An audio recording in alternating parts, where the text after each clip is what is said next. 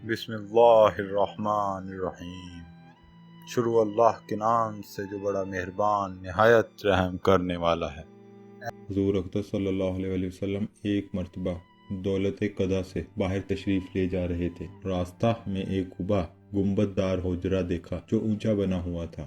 ساتھیوں سے دریافت فرمایا کہ یہ کیا ہے؟ انہوں نے عرض کیا کہ فلاں انصاری نے قبہ بنایا ہے۔ حضور صلی اللہ علیہ وسلم سن کر خاموش ہو رہے۔ کسی دوسرے وقت وہ انصاری حاضر خدمت ہوئے اور سلام کیا۔ حضور صلی اللہ علیہ وسلم نے اعراض فرمایا، سلام کا جواب بھی نہیں دیا۔ انہوں نے اس خیال سے کہ شاید خیال نہ ہوا ہو دوبارہ سلام کیا۔ حضور اقدس صلی اللہ علیہ وسلم نے پھر بھی اعراض فرمایا اور جواب نہیں دیا۔ وہ اس کے کیسے متحمل ہو سکتے تھے؟ صحابہ رضی اللہ عنہ سے جو وہاں موجود تھے دریافت کیا، پوچھا، تحقیق کی کہ میں آج حضور صلی اللہ علیہ وسلم کی نظروں کو پھرا ہوا پاتا ہوں، خیر تو ہے؟ انہوں نے کہا کہ حضور صلی اللہ علیہ وسلم باہر تشریف لے گئے تھے، راستے میں تمہارا قبہ دیکھا تھا اور دریافت فرمایا تھا کہ یہ کس کا ہے۔ یہ سن کر وہ انصاری فوراً گئے اور اس کو توڑ کر ایسا زمین کے برابر کر دیا کہ نام و نشان بھی نہ رہا، اور پھر آ کر عرض بھی نہیں کیا۔ اتفاقاً حضور صلی اللہ علیہ وسلم کا ہی اس جگہ کسی دوسرے موقع پر گزر ہوا تو دیکھا کہ وہ قبہ وہاں نہیں ہے۔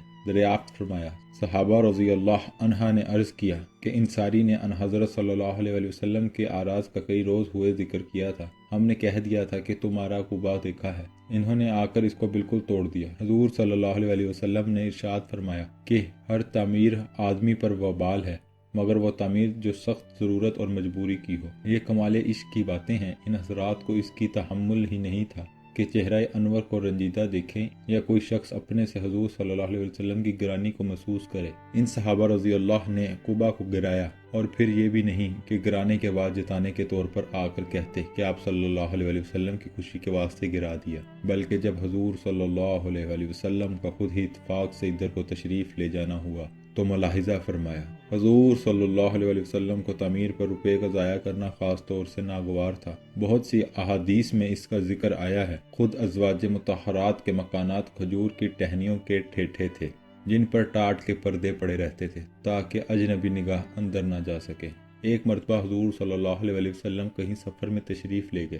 حضرت ام سلمہ رضی اللہ عنہا کو کچھ ثروت حاصل تھی، انہوں نے اپنے مکان پر بجائے ٹاٹوں کے کچی اینٹیں لگا لیں۔ واپس پر جب حضور صلی اللہ علیہ وسلم نے ملاحظہ فرمایا تو دریافت کیا کہ یہ کیا کیا؟ انہوں نے عرض کیا کہ اس میں بے پردگی کا احتمال رہتا ہے۔ حضور صلی اللہ علیہ وسلم نے فرمایا کہ بدترین چیز جس میں آدمی کا روپیہ خرچ ہو تعمیر ہے۔ عبداللہ بن عمر رضی اللہ عنہ کہتے ہیں کہ ایک مرتبہ میں اور میری والدہ اپنے مکان کی ایک دیوار کو جو خراب ہو گئی تھی درست کر رہے تھے۔ حضور صلی اللہ علیہ وسلم نے ملاحظہ فرمایا اور ارشاد فرمایا کہ موت اس دیوار کے گرنے سے زیادہ قریب ہے۔ حضرت عمیر رضی اللہ کا قول کہ کھجوریں کھانا طویل زندگی ہے۔ غزوہ بدر میں حضور اقدس صلی اللہ علیہ وسلم ایک خیمہ میں تشریف فرما تھے۔ آپ صلی اللہ علیہ وسلم نے صحابہ رضی اللہ عنہ سے ارشاد فرمایا کہ اٹھو اور بڑھو ایسی جنت کی طرف جس کی چوڑائی آسمان و زمین سے کہیں زیادہ ہے اور متقیوں کے واسطے بنائی گئی ہے۔ حضرت عمیر بن الحمام رضی اللہ عنہ ایک صحابی ہیں، وہ سن رہے تھے، کہنے لگے، واہ واہ! حضور صلی اللہ علیہ وسلم نے فرمایا، واہ واہ کس بات پر کہا؟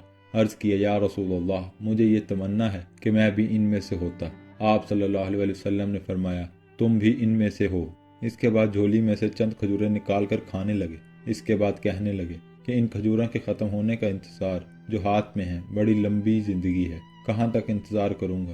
یہ کہہ کر ان کو پھینک دیا اور تلوار لے کر مجمع میں گھس گئے اور شہید ہونے تک لڑتے رہے۔